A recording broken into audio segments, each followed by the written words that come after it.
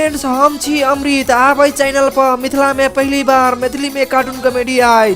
अई कॉमेडी में हम जमा 5 कोई रहबे। नंबर 1 में दिलीप, नंबर 2 में सुनील, नंबर 3 में सुशील, नंबर 4 में मिस्टर डॉगी और 5 में हम अपने रहबे और कहियो काल हीरोइनियो से हो अइते। साथ ही सब ई कार्टून कॉमेडी हर एक शनिवार रात के आए। तो चलू इंट्रोड्यूस करबे छी हम अपन एक्टर सबसे पहले स्टेज पर बोलबे छी मिस्टर दिलीप के।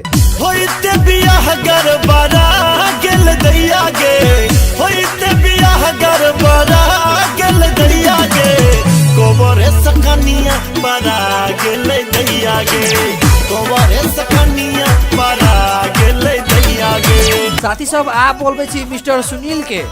की बतैया तोरा मम्मी गे हमरा प्यार भ गेलो, अन जाने शहर में मुजफ्फरनगर में, अन जाने शहर में मुजफ्फरनगर में इकरार भ गेलो। की बतैया साथ ही सब लास्ट में बोलबे छी मिस्टर सुशील के और डॉगी के।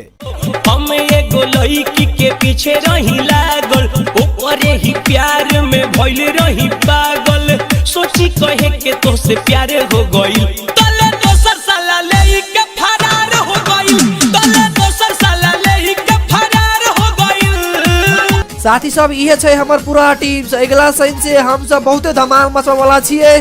तै के लगे अहाँ सब तुरंत चैनल के सब्सक्राइब कर दियो और साथ ही सब के जानकारी सेहो करा दियो। तो जय मिथिला, जय मधेश।